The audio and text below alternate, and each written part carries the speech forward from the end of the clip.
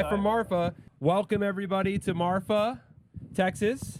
I am here for the first round with the Day Zero crew. First 3 projects that were launched on Art Blocks.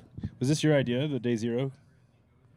What do you mean? This is the first time that anyone's brought together Day Zero as a panel. Are you this serious? Is pretty cool. Yeah. I mean, I think this Are you we've kidding never me? been together to No, talk this about is the first time? Yeah, it's pretty. What? Yeah, good job. Okay, this is the first. This is the first thing I thought of. So, I don't know. Maybe I should do this as a full-time job or something. I don't know. Yes.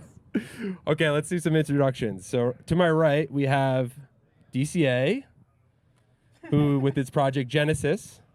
We have to my left, Eric Snowfro with Chromie Squiggle, and we have Jeff Davis with Construction Token. First 3 projects that launched on Art Blocks almost 4 years ago. Coming up, Wait, right? Was it on the 17th, right? Maybe was it the 17th? 17th, right? 27th. 27th. Yeah. It was the end of the month. So coming up in a little over 10 days now. Yeah. 4 years since that moment, and I wanted to start out just like I know you've talked a lot about. You've all talked a lot about kind of those. I'd actually like to hear more. I think you've talked a lot about it. Talk a lot. Exactly. But I'd like to hear like more from Daniel and Jeff, because I don't think they're asked as much about like those days leading up to it. I always enjoy hearing what they say. Yeah. Too. It's So great. curious, maybe start with you, like Daniel. Like how did you, how did you get it roped into this craziness? Well, that goes way back. That's like years, right? Yeah. That's a couple of years before Art Blocks. But no, I mean, like actually, Art Blocks was the beginning of it. Just a few years before it launched, Eric had this meeting at a bar with me and a couple of friends, and he kind of told us about this idea he had, these tokens and this art thing, and he said, "I'm calling it Art Blocks." We're like, okay. Like, What year was this at? This was like 2017 or so. And I remember like, we had notebooks out, we were taking notes, and like I was looking at like the other people in the meeting, and we're like, I have no freaking clue what the hell this means, but it sounds really cool, and like art is involved, and we're going to do this cool thing. And it was just like really, it was like a really cool, surreal sort of like idea that it was just like so ahead of its time, like, and we didn't really fully understand it. I don't think even Eric understood it fully at the time, but like it was like the beginning of the idea that like things could be done with Ethereum. And I think this was like, I don't even know if like NFTs were a thing at that point. It was like, well, you obviously were early in the CryptoPunks community, and that's kind of where you started a lot of this idea. Like you kind of came, and also like some of those other early generative projects. Was CryptoKitties or which ones was it? I was deep into CryptoKitties. Yeah. I was deep into punks, deep Yeah. into glyphs. Yeah, I kind of went a little ham on all of those. But those just got to as more validation for these things. Yeah.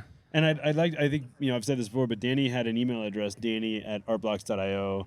Pete and Matthew had an email address at artblocks.io in 2017, which is wow. I know that. I don't think people realize that this wasn't something you put together, like a week before the launch. It wasn't something you worked on for 6 months 20 people before in the launch.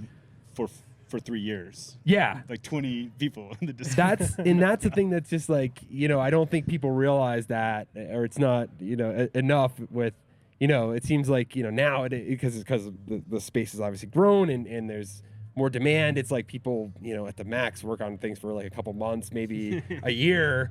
You're over here 3 years before even launching this there was a white project. paper. There was a white paper too, right? Yeah, it was a white paper, and Danny helped me with the graphics of the white remember paper, that. and I integrated some projection mapping stuff into it, and Uh-huh. Danny added the QR code. It wasn't even on Ethereum at first. The very first idea, it was going to be its own blockchain with a right. token called DART, Decentralized Art Token. Tokens. And you would send the tokens to a smart contract, and that smart contract would essentially change the art based on you sending the tokens, based on your ownership.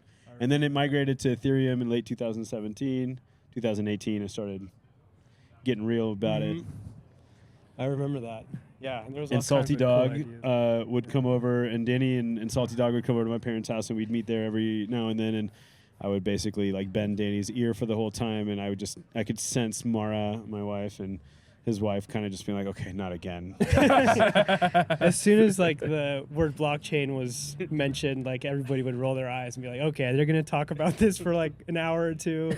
There's no getting through to them. But yeah, that was a cool time. You know? And you know, Daniel, you, as I know, you've been on my podcast before, you know, and you know, you were kind of the artist of the family between you two, like, and you know, you were doing, you know, studying art and all these things like that, and then it's kind of amazing that, you know, and that kind of had an influence on you, right? Oh, yeah. In the beginning, as far as seeing him, you know, studying art and doing art, and I'm curious just how that, like, relationship and as far as brothers go, like how it evolved. Like, were you thinking of him like when you were making this originally, and like planning to have him have a project, you know, that type of thing? Okay, there's a lot of layers there. First of all, Danny created Genesis because I was at a point of knowing how to code that was completely like zero, and Danny was doing a lot of stuff with processing. Mm-hmm. And so he created, I said, Danny, I need something that's going to show the variability of the blockchain. And he actually created it before I started creating the Chromie Squiggle. I created the Chromie Squiggle because I wanted to contribute my own kind of variation to the blockchain. I don't know that Art Blocks would exist if it wasn't for Danny kind of putting up with a lot of those conversations, because there was some validation every now and then. I feel like I was talking a lot, and then every now and then we'd kind of have this breakthrough moment where we'd both be like, yeah. But yeah, no, I mean, Danny was there from the start. He built the first piece. We were all in my living room where, I don't know if you remember, Danny, where we I connected his piece to Art Blocks and put it on the TV, and I was like, look guys, and every time the Ethereum blockchain changed hashes, it updated the artwork. Yep. And it was so like not exciting to anybody. It was very primitive. It was very so primitive. But to you guys, it was like everything at that moment. And to me, I just remember being like, holy, like this is actually working. And he was able to capture the essence of variability with a script with like multiple different layers of variability, the background, the color, in the generative, like what was the generative? Because like now I feel like 4 years later, at least in this space, we take this long form thing for granted, right? Like it's now, but that was kind of strange, right? Like it wasn't how generative art was being done before that, right? That wasn't your process. You weren't, not doing anything like that, right? No, I don't think we were thinking in additions. At least not me personally. You know, Yeah. Like for me, it was exciting just to see like a use for this like random art generation. I always explain it like this. It's about these like hash strings, you know, and these hash strings are these little packets of condensed random energy, you know, and these algorithms are like breaking apart these packets and releasing all this energy, like as this explosion of randomness in art and like imagery on a screen.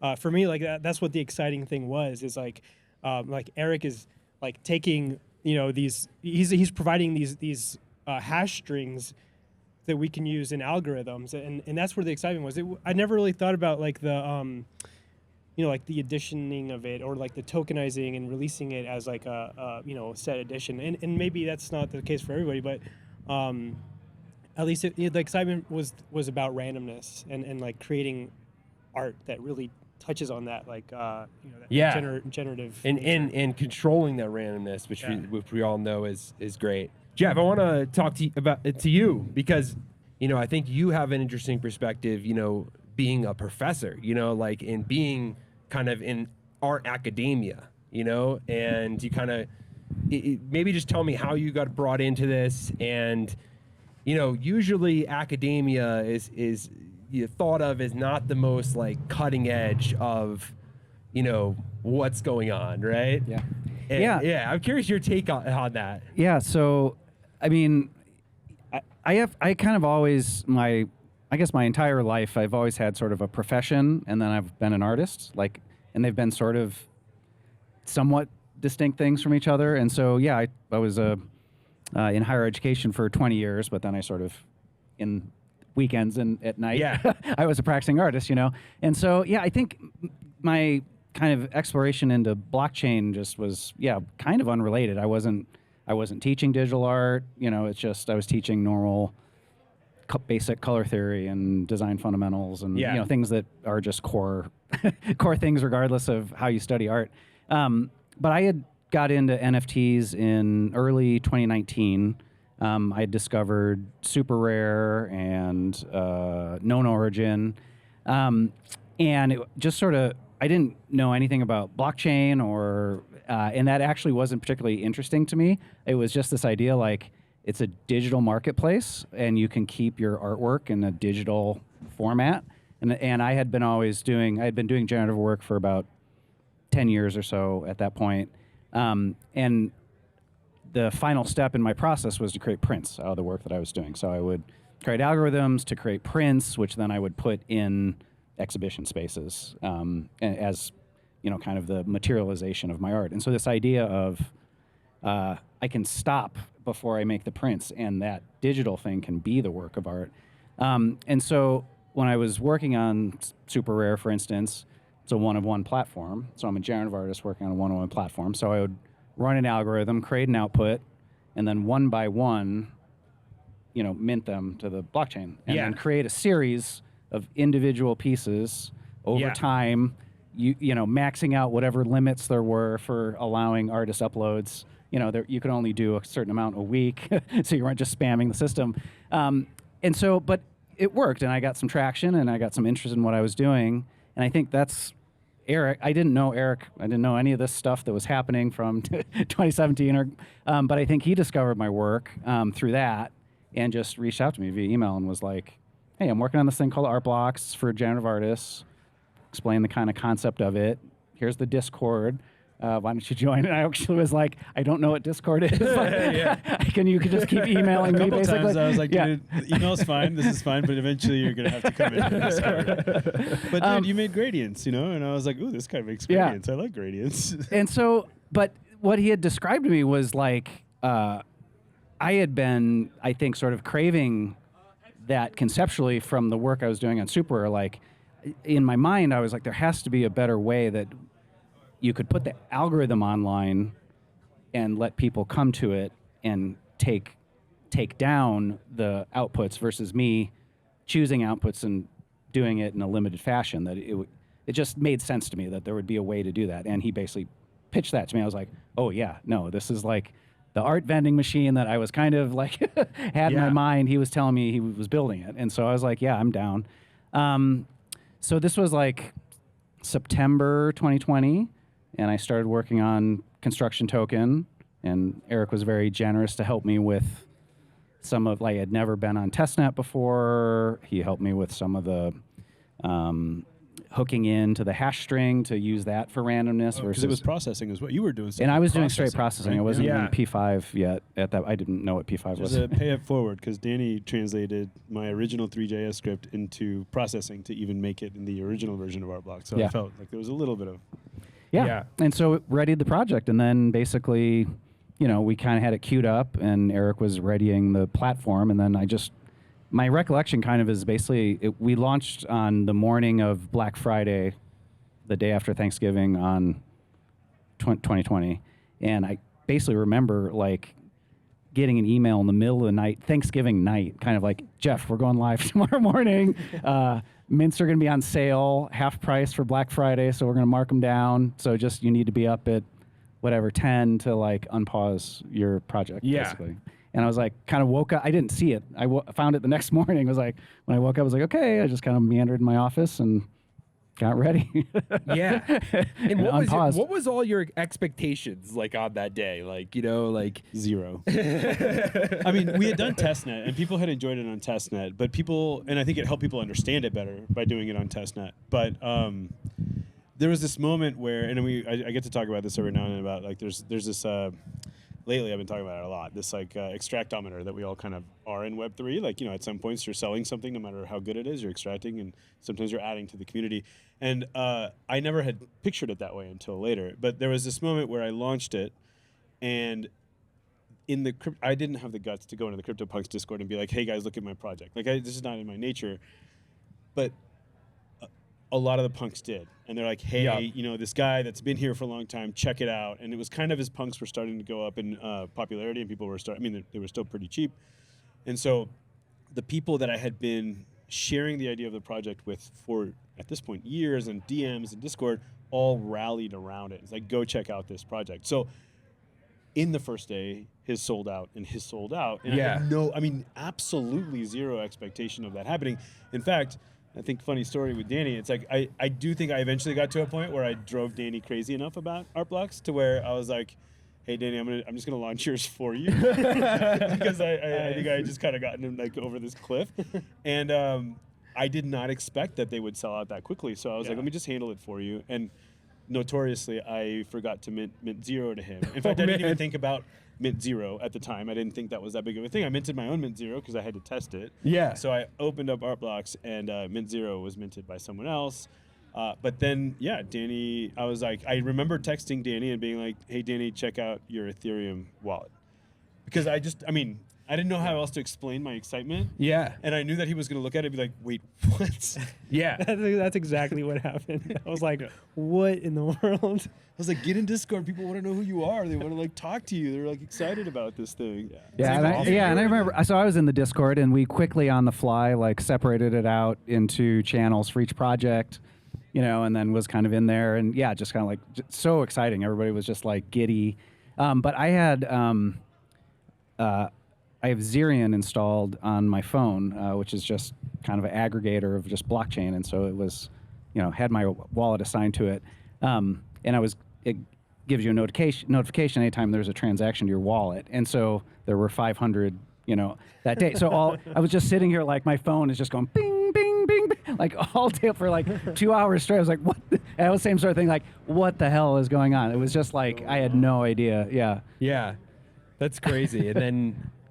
I think, and then you obviously had no idea what would be to come with this, and it just kind of went crazy. And then, slowly, like I was there I wasn't there a couple of months after that. I came into the Discord, and I remember even then it was still felt like, way different than it did later. I guess my question is that, now we're 4 years later, I'd like to just like maybe segue into kind of maybe talking about the future a little bit, and kind of gone through this like roller coaster ride.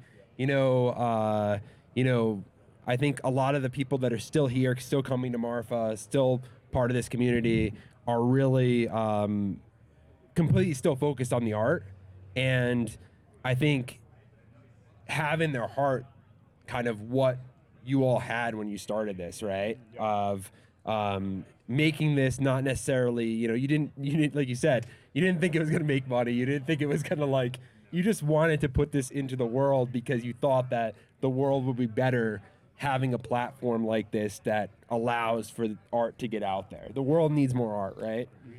So, what do you think, where are we going with this? What do you think is the next 4 years of Art Blocks Plus? Okay, that's tough to ask. 4 years is a long time. But there's a couple of things.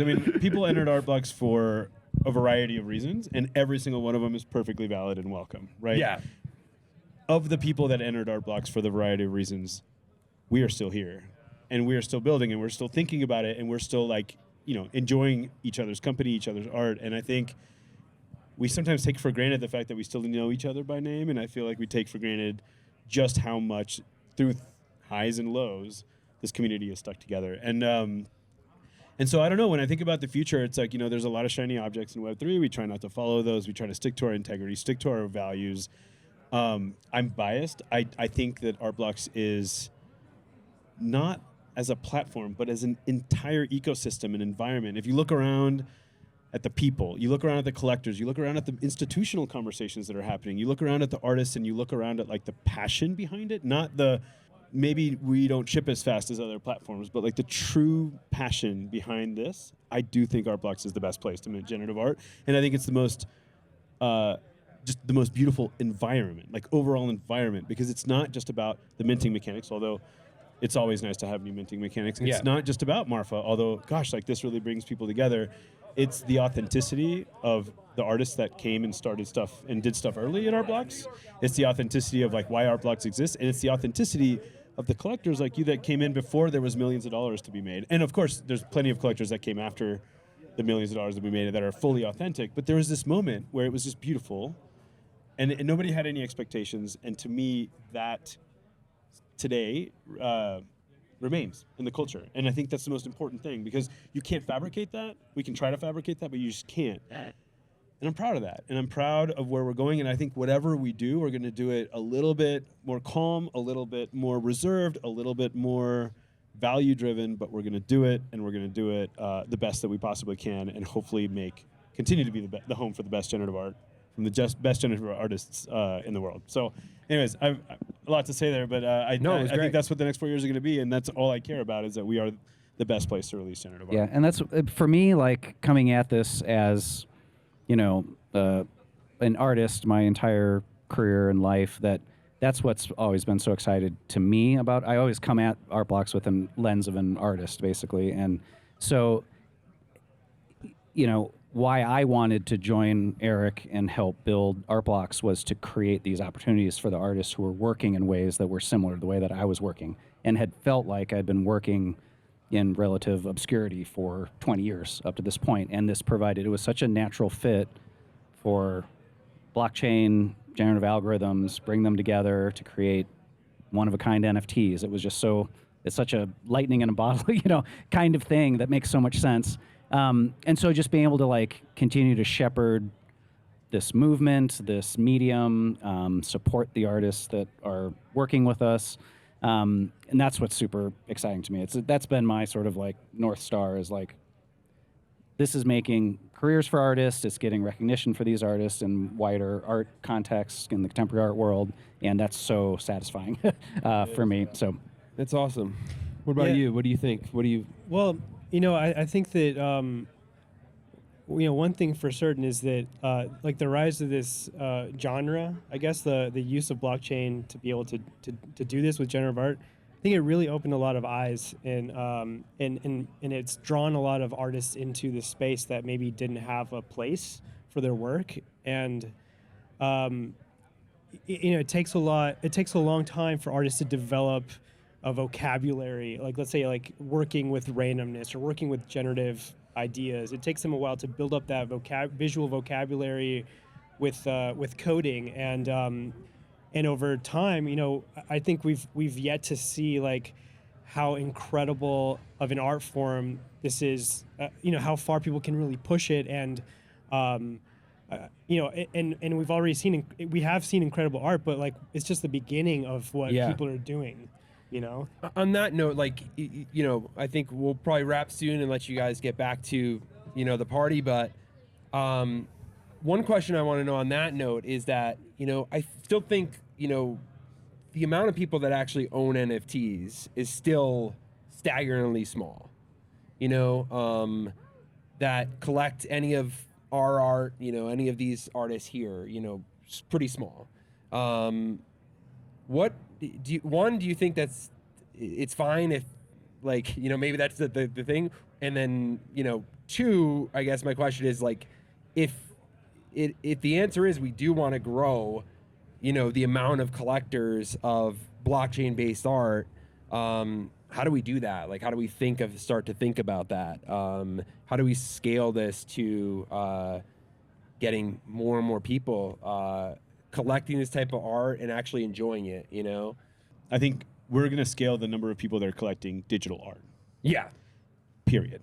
And it's just going to so happen to be that if you are going to collect a digital art piece and it doesn't have NFT technology built into the provenance and the authenticity, then it will be very deflating to receive an artwork in that fashion, because we have this beautiful technology that actually does all that. And then the idea that we store it all on chain in Art Blocks, and that, you know, it's resolution agnostic and it's more future proof, that's just like a really nice cherry on top. But it's not for every artist, because not every artist is going to build with code, and that's okay.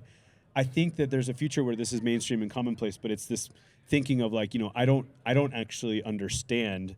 Well, I do, maybe, but some people don't understand how an engine works, but they get in a car every day and they drive. And I think that is when we're going to scale. Yes. And we have to talk about the technology now. We have to have a group of nerds around the technology, because we have to figure it out. We're, like, literally eyes closed, like bumping into walls, trying to figure out what that future is going to be. Yes. And yes, we're going to have cyclical successes and low points, but for this to be sustainable for artists, it's for it to be sustainable for platforms, we have to scale beyond the technology. Yes, and the the people out that are not here are not going to be able to remember their seed phrase and figure out how to secure that and all this type of things. They're just if you're expecting that, then we're going to fail, right? Yeah. So we have opportunities to facilitate not digital object ownership, like as an NFT, because that's hard for people to process, but just take it a scale back and understand, like, most humans on the planet don't understand the idea of owning something digital, period.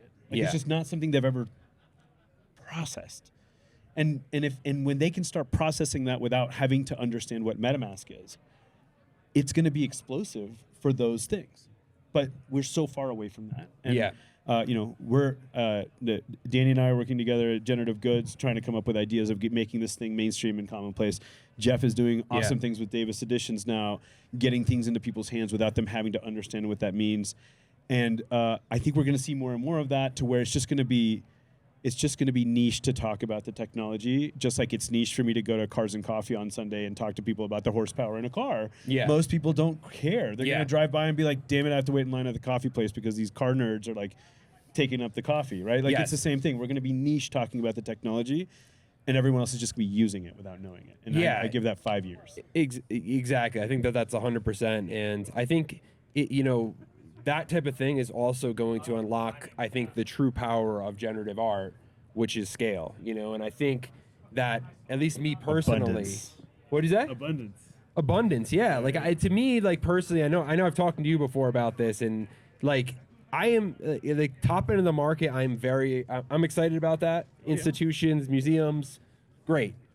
But what gets me excited, is actually making things cheaper, and making it, huge editions and things like that, because I just see a world where there's no reason that everyday people that are going and collecting art, they have to go to a store and buy, and they buy a piece of art, and there's a million of that same piece of art, and like, generative art allows us to keep costs down, but still have a one of one. Like, that's something that no other art form really can provide, I think.